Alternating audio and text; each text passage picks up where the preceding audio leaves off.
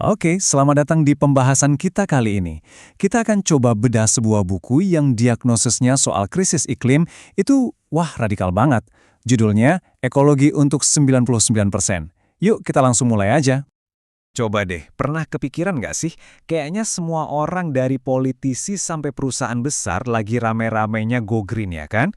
Tapi anehnya kok krisis lingkungan malah kelihatan makin parah? Nah, buku ini tuh startnya persis dari pertanyaan besar itu, dari kontradiksi ini. Dan ternyata, jawaban yang ditawarkan buku ini tuh bukan sesuatu yang jelimet atau rumit.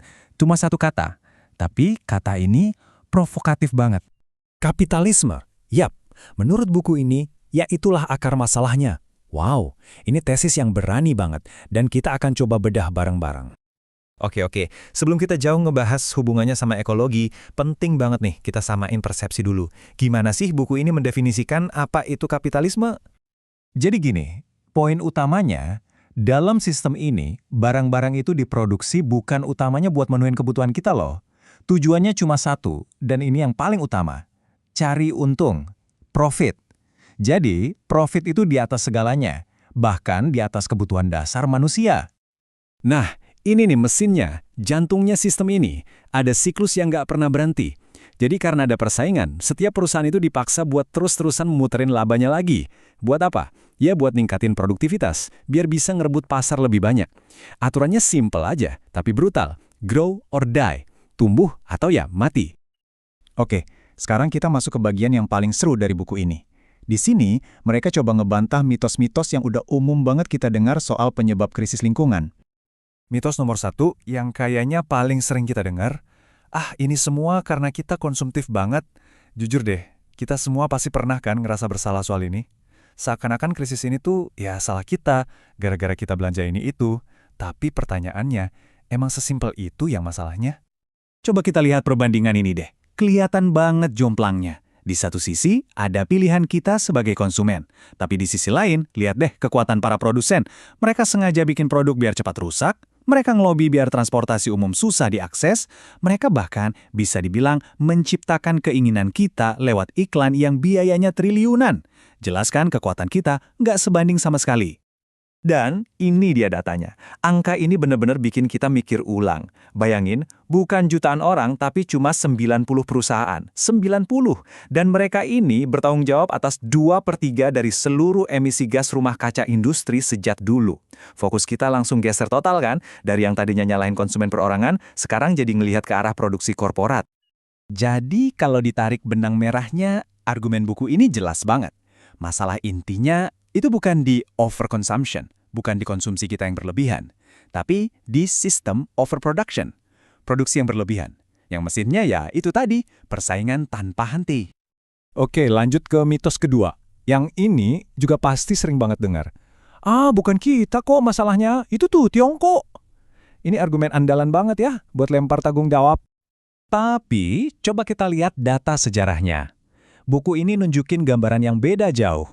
Kalau kita tarik data emisi dari tahun 1751, ternyata Amerika Serikat dan Uni Eropa itu kalau digabung, tanggung jawabnya hampir setengah dari total emisi di seluruh dunia.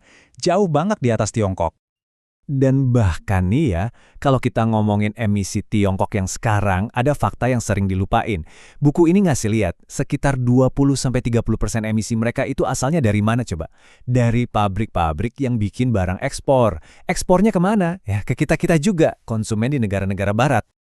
Nah, ini ada istilahnya, namanya eksternalisasi polusi. Gampangnya gini, negara-negara kaya bisa nikmatin barang murah. Sementara sampah atau ongkos lingkungannya itu dibuang ke negara-negara yang lebih miskin yang jadi tempat produksinya. Kelihatan banget kan hubungan global yang timpang ini?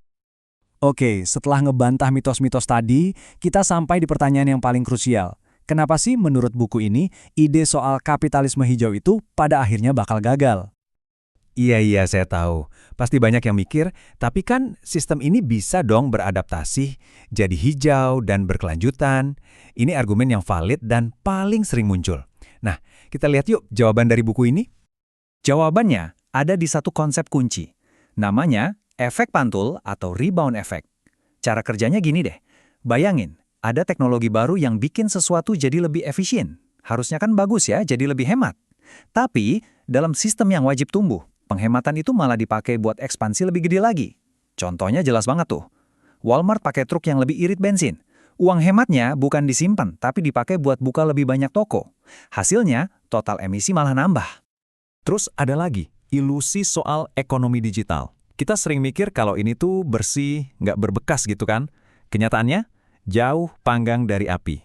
Awan digital atau cloud itu ternyata berat banget jejak fisiknya. Butuh tambang mineral gede-gedean buat bikin gadget kita. Nyedot listriknya luar biasa boros. Bitcoin aja lebih boros dari satu negara Pakistan. Belum lagi tumpukan sampah elektronik yang makin hari makin jadi gunung. So, kesimpulan akhir buku ini tuh tegas banget. Karena ada perintah yang nggak bisa ditawar, yaitu harus tumbuh terus dan terus, maka memisahkan pertumbuhan ekonomi dari kerusakan lingkungan atau yang sering disebut decoupling itu secara fundamental hampir mustahil. Nah, semua ini ngebawa kita ke kesimpulan terakhir, dan sebuah pertanyaan yang mungkin bisa mengubah cara kita melihat semua ini. Ada satu kutipan di buku ini yang menurut saya dalam banget.